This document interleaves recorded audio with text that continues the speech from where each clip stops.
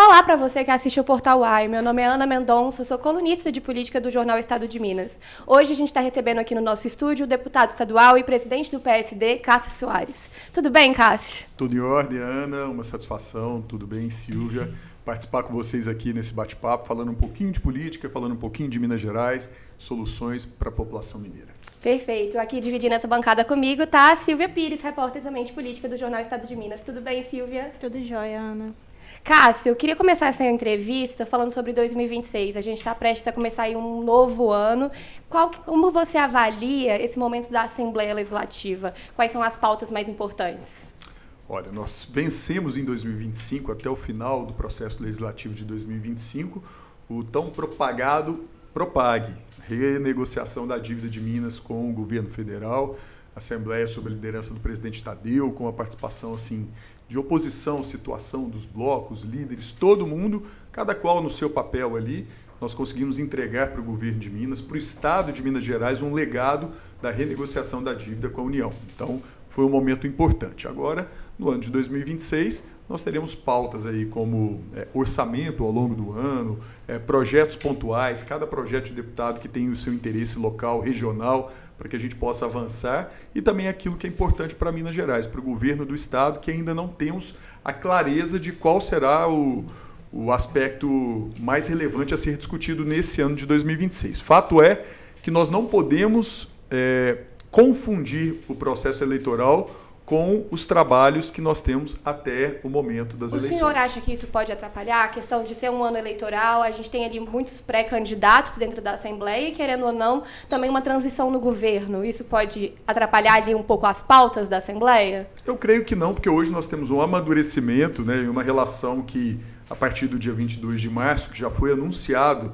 a saída do governador Romeu Zema, com a entrada do vice-governador Matheus, que assume o governo do Estado de Minas Gerais, uma coisa que vai acontecer de forma muito natural. O Matheus já lida, o vice-governador Matheus já lida de forma muito direta com o presidente da Assembleia, Tadeu, com os líderes, com os próprios deputados, tem um contato direto. Então, isso eu não creio que atrapalhe. O que é a minha obrigação e a minha responsabilidade enquanto líder de um bloco importante, o maior bloco da Assembleia, juntamente com os demais líderes, é a gente imprimir um ritmo de trabalho que nós não deixemos de lado aquilo que é importante para pensar em eleição fora de tempo. O senhor estava comentando sobre esse ano, já tem alguma pauta prioritária, algum projeto que vai ser prioridade, principalmente nesse primeiro semestre? Não, nós temos assim, os impactos que o PROPAG vai trazer para Minas Gerais, né? Esperamos que os impactos positivos, que foram todos aqueles exaustivamente discutidos em 2025. Agora nós queremos que as parcelas da dívida comecem a cair e que Minas Gerais possa retomar a capacidade de investimento para que os projetos, programas, eles possam ser retomados e a população tenha esse sentimento de melhora de vida dos serviços públicos, né? Estradas, segurança pública, o servidor público, funcionalismo, que espera a sua recomposição salarial justa e que até então o governo não estava com essa capacidade de dotar o funcionalismo com a recomposição adequada. Então, tudo isso nós vamos acompanhar de perto. Agora, você falar um projeto específico, assim, o grande projeto desse mandato foi o PROPAG. Então, assim, não que nós estejamos desincumbidos de discutir qualquer outro projeto, mas nós vencemos uma etapa importante. Deputado, desculpa. Ano passado a gente falou sobre a questão da privatização da Copasa.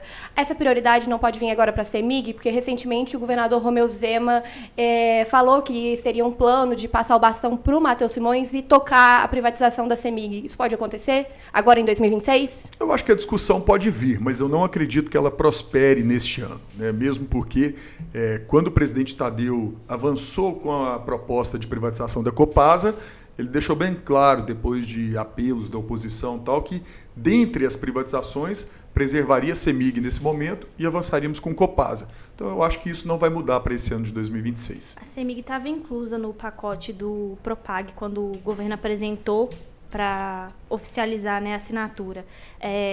Mesmo assim, o senhor acha que ela não vai entrar nessa discussão? Ela pode entrar futuramente fora desse âmbito do PROPAG? Em outro momento, sim. Eu não acredito que neste ano de 2026 nós vamos ter avanço nesse aspecto, exatamente por isso que eu disse. presidente Tadeu, de forma muito clara, ao sentar com os líderes, inclusive com a oposição, ele recebeu pedidos de não avançar com privatização, então ele fez um meio termo ali, avançou com Copasa e disse não para o avanço com a CEMIG.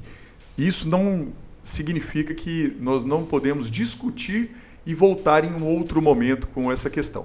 Lembrando que o governador Romeu Zema foi eleito 2 vezes, e sendo na última eleição em primeiro turno, defendendo em cadeia nacional, em qualquer entrevista pública, a sua intenção de privatizar todas as empresas estatais, né, vamos dizer.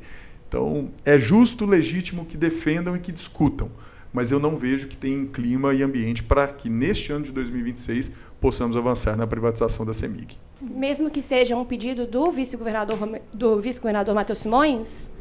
Hoje eu digo que não, mas nada que não possa ser construído e reconstruído, na verdade, né? Mas hoje eu creio que não. Agora, o senhor falou bastante sobre o Propag. Teve um projeto que acabou ficando para votação em 2026, que foi o da lista de imóveis que poderiam ser privatizados ou federalizados. A expectativa é, nesse ano, voltar com essa pauta, voltar essa votação? Ainda não tivemos o retorno dos trabalhos legislativos, que vai acontecer no início de fevereiro. Eu creio que assim que retomarmos, o presidente Tadeu deve chamar nós líderes, sentarmos à mesa e avaliarmos se vamos voltar com essa pauta ou se vamos esquecer e deixar a Propag lá em 2025, né, e vir com pautas novas. Ainda não consigo precisar essa questão. Deputado, o senhor é um cara moderado ali dentro da Assembleia Legislativa de Minas Gerais. Te incomoda a polarização, que é evidente agora, nesse momento? Muitos deputados sobem na tribuna, falam coisas de caráter até pessoal ali entre uns com os outros. O senhor, inclusive, chegou a haver uma briga. Como que o senhor age nesse momento e qual é a sua ideia sobre a polarização? Ana, o que me incomoda na polarização é o não respeito à opinião alheia. Então, assim, e os exageros também. Quando você pega um político extremista, em alguns casos sem conteúdo, ele vai apenas para o extremismo para poder jogar para uma plateia. E isso não contribui em nada para as soluções que Minas Gerais precisa. Nós temos problemas reais hoje para ficar criando problemas fictícios. Nós temos hoje o problema do servidor público, que merece a sua recomposição salarial. Nós temos o problema das estradas de Minas, que nós temos o estado com a maior malha viária do Brasil e que, infelizmente, as nossas estradas estão sendo recuperadas, mas não na velocidade que a gente gostaria. Nós temos problemas ainda com recursos para a saúde pública, para que o paciente que precisa do SUS tenha o melhor atendimento. Então, nós temos problemas demais para deixar de lado e resolver e discutir e debater questões que não vão agregar a nada, vão apenas servir para alimentar uma bolha e poder angariar votos dessa bolha. Então, isso sim me incomoda. Agora, ainda assim, querem discutir questões que para aquele momento é relevante, respeite o outro. Né? Não significa que a sua opinião vale mais do que a do outro. Nós vivemos numa democracia e é dessa forma que a gente tem que seguir e defender e propagar a defesa do outro em dizer, mas desde que isso não atrapalhe o andamento de quem quer trabalhar. Que, respondendo claramente a sua pergunta, me incomoda a polarização, atrapalha a polarização quando a gente quer buscar soluções concretas para Minas Gerais. Bom, e o senhor é líder do maior bloco governista na Assembleia. Me conta como que é a relação com o governador Romeu Zema. Essa relação foi mudando ao longo dos anos de mandato do governador? Sem dúvida, Silvio. No primeiro mandato, se lembram bem, eu era um opositor ao governo Zema. Não é o meu papel de apontar dedos, apesar de que a crítica faz parte da nossa função de poder fiscalizar, apontar caminhos, mas naquele momento o governador Romeu Zema, no primeiro mandato, ele assumiu ainda de uma forma muito inexperiente, e isso são palavras dele também. Então, quando ele agredia a Assembleia, doía em todos nós. E não vestia a carapuça daquelas críticas ácidas que o governador Zema fazia à classe política. Então, dessa forma, nós tivemos uma relação muito conflituosa no primeiro mandato. Vencido o primeiro mandato, partimos para a reeleição e reinauguramos um novo momento. E, naquele momento, já foi um diálogo muito favorável, muito saudável com o vice-governador eleito Matheus Simões, antes mesmo dele tomar posse. e depois é óbvio que isso se estendeu ao governador Romeu Zema, a todo o restante do governo, e acho que ambas as partes, né, eu posso dizer por mim, todos estão satisfeitos desse diálogo estar podendo gerar frutos e soluções para Minas Gerais. Essa boa relação que o senhor está falando de hoje, então, ela foi de alguma medida construída pelo vice-governador? Sem dúvida. Eu me lembro que a eleição foi no domingo e logo na quarta-feira seguida eu estava tomando um café com o Matheus Simões, eu apoiei naquela eleição Calil, todo mundo se recorda disso, e falamos, olha, a eleição ficou para trás. Nós temos, por responsabilidade, voltar os nossos olhos à população mineira, fazer o nosso papel e, no mínimo, dialogar. Podemos até não concordar, mas trabalhar, e aí o diálogo não falta, não faltou e nem faltará. Nós vamos seguir nesse mesmo caminho de poder discutir os problemas e juntos buscarmos soluções. Alguns parlamentares da base reclamam que não tem tanto diálogo com o governador Romeu Zema. Exatamente o que o senhor disse, falam bastante com o Matheus Simões, mas acabam se distanciando do governador. Por que o senhor acha que isso acontece? Eu desconheço, Ana, porque todas as vezes que eu precisei falar com o governador, eu consegui. E o que eu vejo nas divulgações é o governador recebendo constantemente os deputados, tanto no seu gabinete, quanto também das visitas que ele faz no interior afora. Ele está sempre acompanhado do deputado daquela localidade, enfim, mas... Então não existe uma falta de diálogo ali entre um deputado e o governador? Eu creio que não. O governador é muito atarefado sempre, né? Tem as suas obrigações, enfim... e dessa forma, eu creio que dentro do possível, ele dá atenção, retorno e faz seus acompanhamentos para todos os deputados. Uhum. O senhor tem uma base eleitoral muito forte no sul de Minas, e aí com isso acaba também destinando bastante emendas para essa região. Queria saber, em termos de infraestrutura, por que esses investimentos ali, o que significa voltar os olhos para essa região do sul de Minas? Silvia, primeiro, emenda parlamentar, ela está sendo demonizada pelos erros que deputados federais estão cometendo, ou qualquer outro parlamentar, enfim. Emenda parlamentar é um instrumento muito legítimo e interessante para poder resolver os problemas de certa localidade. Eu posso dizer por mim que percorro o sul de Minas, visito hospitais, visito quartéis de polícia, delegacias, escolas estaduais, entidades, APAES, e eu vejo a realidade.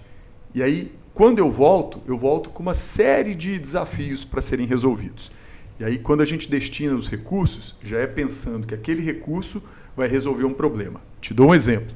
Nós estamos terminando a construção do ambulatório do Hospital Regional do Câncer em Passos, uma obra aí de 25 milhões, e dentro desse prédio vai ter lá um aparelho que chama PET Scan, que é um aparelho de última geração para poder fazer o diagnóstico de células cancerígenas.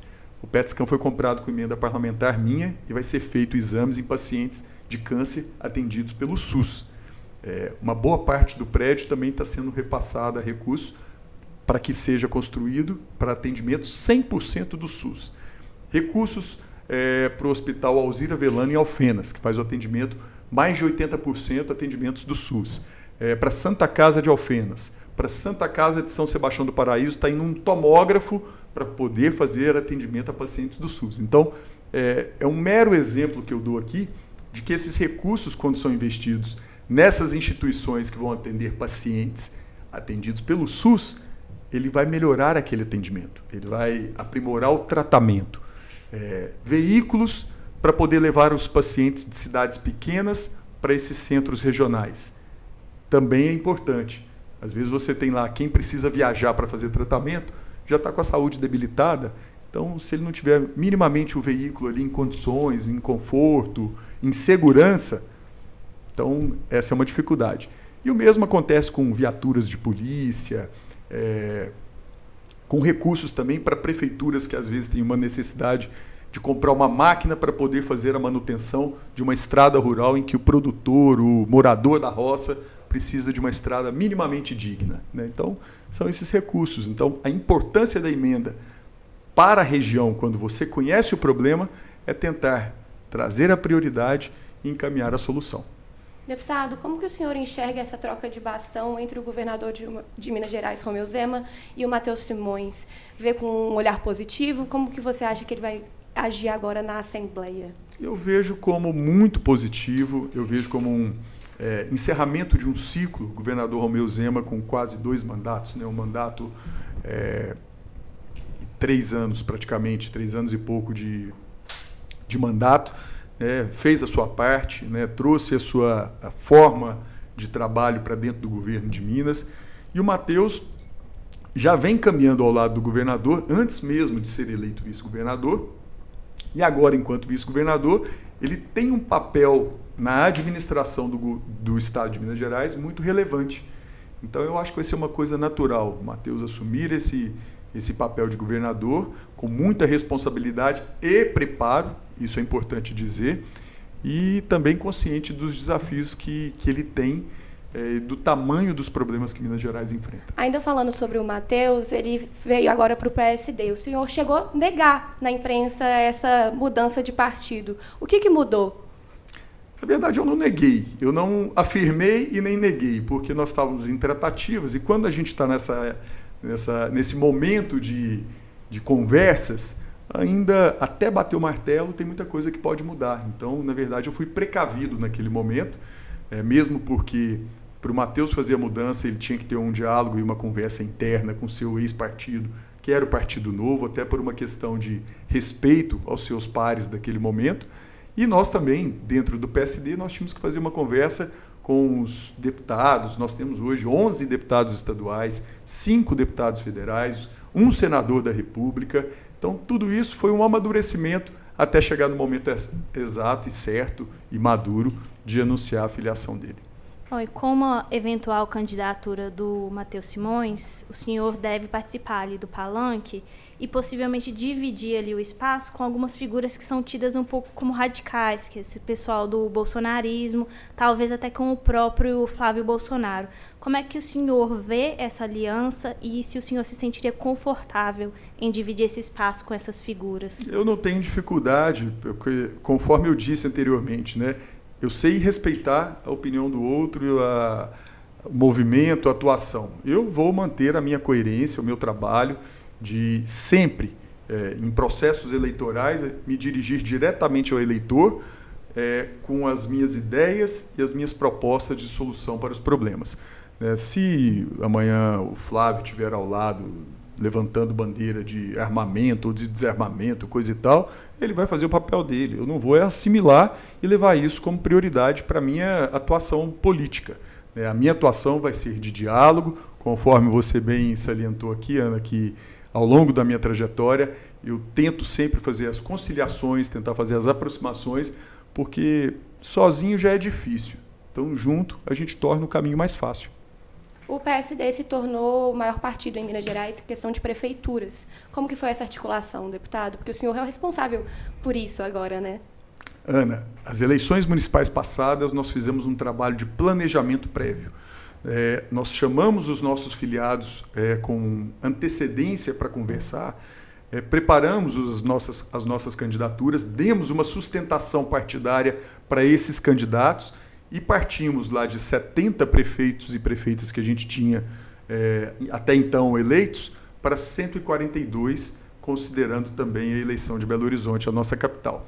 E depois disso, ainda tivemos a filiação de mais aproximadamente 30 novos prefeitos e prefeitas, alcançando aí em torno de 170 prefeitos e prefeitas. E não vamos parar por aqui, viu, Ana? Vamos continuar crescendo, e isso não é por vaidade, isso é por querer imprimir nas prefeituras municipais de Minas Gerais, um modelo de gestão, uma forma de trabalhar, para que a gente possa resgatar o orgulho das pessoas na boa política.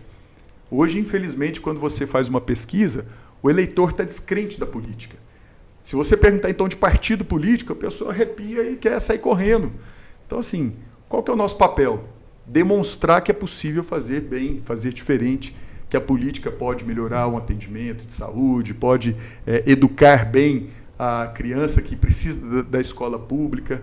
Então, é dessa forma que a gente vai mostrando, e é natural que quando você oferece um ambiente favorável na classe política, as pessoas de bem queiram vir e fazer política no PSD. Ter muitas prefeituras ajuda em 2026? Sem sombra de dúvida. Nós temos assim que, via de regra, o maior líder local é o prefeito. O maior líder político naquele momento é o prefeito. Então, quando você tem muitos prefeitos aliados, é comum que você já tenha uma arrancada de apoio, né? Mas nada disso adianta se você não tiver os candidatos alinhados com o pensamento e com a sensibilidade de olhar a dor do eleitor, a dor do cidadão. Porque o eleitor, ele é eleitor no período eleitoral, mas durante os 4 anos ele não deixa de ser cidadão. Então nós temos que sempre olhar, voltar a nossa atenção para a dor do cidadão. O senhor estava comentando sobre essa questão da articulação nas prefeituras. Em Belo Horizonte, o PSD conseguiu eleger o prefeito e também mais 3 vereadores. Queria que o senhor contasse um pouco como é que foi essa articulação para conseguir isso. Bem, o Fuad, quando ele assumiu o mandato no meio do caminho, Calil tinha renunciado para ser candidato e o Fuad era o vice, assumiu. O Fuad sempre foi um grande técnico, uma grande figura humana, mas ainda carecia um pouco ali da atuação política. E ele foi pedir conselho para o presidente Kassab em São Paulo um dia. Aí, durante a conversa dos dois, o Kassab me ligou e falou: Cássio, o Fuad está precisando de um suporte político. Eu estou sugerindo a ele voltar para Minas Gerais, te ligar, vocês tomarem um café e você dar um suporte para ele. E daí em diante, eu me aproximei muito do então prefeito Fuad, e dali levamos adiante aí estratégias, planejamento, o Fuad sem desgrudar da gestão, do planejamento que ele sempre gostou muito. Queria ver o Fuad feliz, era abrir uma planta de uma obra na mesa, ele debruçava, discutia preço, reclamava do que estava errado, enfim. E aí conseguimos construir um processo pré-eleitoral que desse condições ao Fuad de disputar a reeleição. E naquele momento desacreditado. Então nós sabíamos que mais cedo ou mais tarde a população reconheceria o seu papel, o seu valor, e foi isso que aconteceu. Nós criamos um ambiente favorável, um ambiente político, e mostramos à população o que o Fuad estava fazendo enquanto prefeito. E aí a população aprovou e o elegeu prefeito de Belo Horizonte. Lembrando, fugimos da polarização, Ana. Naquele momento tínhamos lá o candidato da direita, o candidato da esquerda, e por vezes o Fuad apanhando dos dois. Mas o que venceu foi a sensatez e a proposta para Belo Horizonte. A proposta para a cidade, para os moradores, e é nisso que eu acredito. Qual é a relação do senhor com o prefeito atual, Álvaro Damião? É boa? Praticamente inexistente. O Álvaro, depois que assumiu o mandato, ele ficou de nos procurar enquanto partido aliado e até hoje não procurou. Então nós não temos contato, mas torço para que ele vá bem. Eu quero que a Prefeitura de Belo Horizonte vá bem, porque assim a população vai estar melhor atendida, né? O que tiver ao alcance do PSD de poder ajudar para que a gestão vá bem, os 3 vereadores do PSD estarão prontos e nós, enquanto partido, também.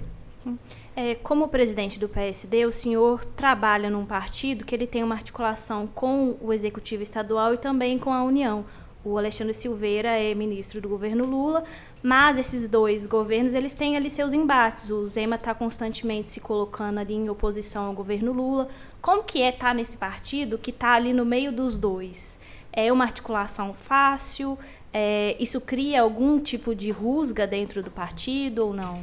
Não, Silvia, nós não temos essa dificuldade exatamente pelo respeito. Lembremos, o Alexandre foi o coordenador do segundo turno da campanha do Lula em Minas Gerais.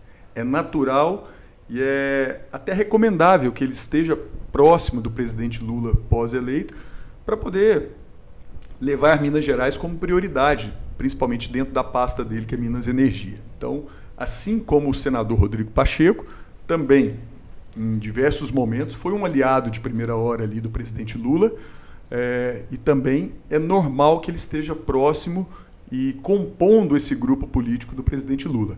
Nós temos um pensamento divergente, tanto os deputados estaduais, posso dizer na totalidade, quanto a maioria também dos deputados federais, nós temos um alinhamento mais com o centro-direita em Minas Gerais e essa proximidade com o governo do Estado. Então nós vamos dar a nossa contribuição aqui no governo do Estado, ajudando Minas Gerais. Então, cada qual na sua função, podendo ajudar e respeitando os caminhos divergentes.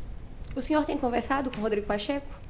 Tem um tempo que não, mas a minha conversa com o Rodrigo ela é sempre muito serena, muito honesta, e produtiva, né? Nós temos uma relação pessoal muito boa, ainda que hoje os campos políticos sejam outros. Fiz essa pergunta porque nos bastidores ocorre agora uma possibilidade dele trocar de partido para concorrer ao governo de Minas Gerais. Como o senhor vê essa estratégia? Perder o Rodrigo Pacheco para outro partido, perder ele do PSD, seria viável agora?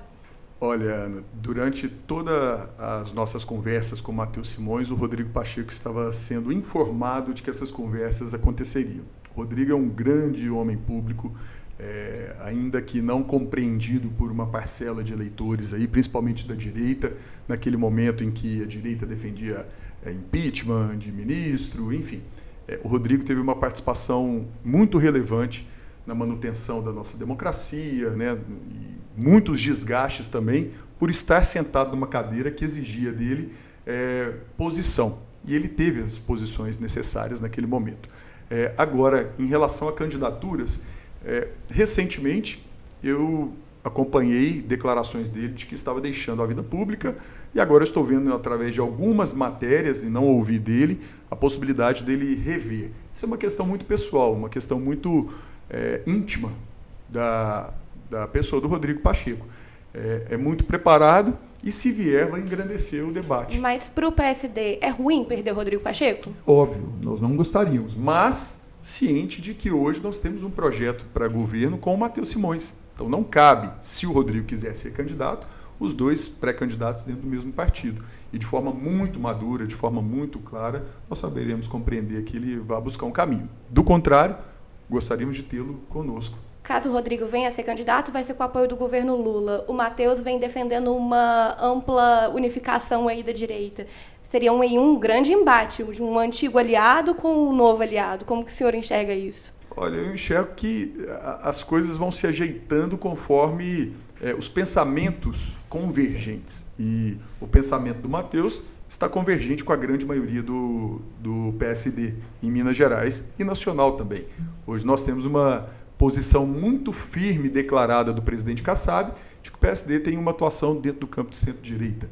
Tanto é que o Kassab é secretário de Governo e Relações Institucionais do governador Tarcísio em São Paulo. Nós temos o Ratinho Júnior, que é um pré-candidato a presidente da República hoje, o governador declaradamente de direita no Paraná, que vem fazendo um excelente trabalho. Mas isso também não impede a gente de reconhecer o trabalho bom da governadora Raquel Lira, de Pernambuco, que tem um outro espectro político, enfim. Então, tudo isso é de se respeitar, mas também termos a firmeza e a clareza de que o nosso caminho é com o Matheus aqui. A gente falou sobre esses rumores de saída do Pacheco. Quem também vem aí sofrendo com esses rumores é o Alexandre Silveira. Aí eu queria te perguntar se existe espaço no PSD para o Pacheco, Simões e Silveira estarem ali em conjunto. Olha, em conjunto sim, porque são homens públicos que têm muita relevância e que têm um espírito público também de olhar para Minas Gerais e deixar diferenças de lado. Agora, se você me perguntar eleitoralmente, eu já tenho dúvidas. Já deixei claro aqui que não cabe, por exemplo, se o Rodrigo quiser ser candidato a governador, dentro do PSD vai ter um conflito muito grande com o Matheus, que já tem a palavra, já tem o entusiasmo do PSD em relação à sua candidatura a governador, a reeleição a governador, né? O Alexandre ainda não sabemos o que será o caminho, qual é a vontade, a decisão dele, mas sabemos que será ao lado do presidente Lula. Ele sempre deixou muito claro isso, né? Ele assimila a liderança do presidente Lula em relação ao seu futuro. Qual a sua relação com o Alexandre Silveira? É boa? Sempre foi uma relação muito boa desde a fundação do PSD. Hoje nós estamos fazendo política em campos políticos diferentes, né? Mas isso também não vem atrapalhar a nossa relação. Teria espaço pelo PSD dele ser candidato ao Senado? Acho difícil, porque como que nós vamos ter um palanque com candidato a governador Matheus junto com os candidatos de direita e o Alexandre Silveira, candidato a senador, pedindo votos para o Lula, candidato de esquerda? O eleitor não vai compreender isso. E uma das questões que o eleitor não perdoa é a incoerência. Então, nós não seremos incoerentes nesse momento, porque nossos caminhos estão divergentes. Então, pelo que eu entendi, caso o ministro de Minas e Energia, Alexandre Silveira, venha para o Senado, também não será pelo PSD? Eu não posso afirmar isso porque isso nunca foi colocado em discussão. Eu vejo uma dificuldade muito grande por questão de coerência. O senhor diria que o PSD vem caminhando para se tornar uma oposição ao governo Lula ou não? Não. O PSD ele sempre vai ser um partido de construção e de respeito, porque nós temos hoje o PSD da Bahia com muita afinidade e proximidade com o presidente Lula. E lá nós temos grandes políticos, como o senador Otto Alencar, o líder do PSD na Câmara, o deputado federal Antônio Brito, figura extremamente capaz e preparada. Então, tudo isso nos impõe um respeito de permitir que aquelas pessoas que querem dar uma sustentação ao governo Lula vão seguir esse caminho. Isso não significa que outros nomes e outros filiados ao PSD de campos que são mais afeitos à direita, que vão fazer o seu papel fiscalizador, o seu papel de votar quando acha um projeto interessante. O fato de ser simplesmente oposição ou situação cega, em algum momento vai ter erro. Né? Porque se eu sou oposição, mas o presidente manda um projeto bom para o Brasil, eu vou votar contra apenas porque eu sou oposição? Então isso não está correto. Nós temos que seguir uma coerência de fazer a política daquilo que a gente acredita que é melhor para a população. A gente falou aqui sobre o presidente Lula. O senhor acredita na candidatura do governador de Minas Gerais, Romeu Zema, à presidência? Olha, a candidatura à presidência da República, eu lembro que o ex-governador Aécio falava que é destino, né? Não é simplesmente vontade pessoal, interesse. Então, isso tem que ser construído dia após dia. E o governador, por ser governador de Minas por 2 mandatos, isso por si só já o credencia a querer e almejar a candidatura. Se daí para frente vai ter sucesso, vai depender dessa trajetória, da construção, das propostas que ele vai levar para a população. Então, assim, desejo muita sorte ao governador Romeu Zema, com certeza. Acho que tem fôlego? Eu acredito que sim. E para Minas Gerais seria muito bom, né? Imagina só se tivéssemos um presidente mineiro novamente, né? E o senhor já é pré-candidato à Câmara dos Deputados. O que o senhor acha que vai ser o maior desafio nessa candidatura? Quais que são os planos agora para frente? Olha, Silvia, às vezes dá um friozinho na barriga, porque estou no meu 4º mandato de deputado estadual. Foram 4 eleições seguidas e acho que chegou o momento de tentar levar a minha contribuição, a minha colaboração para a Câmara, caso aconteça de ser eleito, e representar bem Minas Gerais. O poder político da Câmara dos Deputados hoje, junto ao orçamento da União, está muito grande.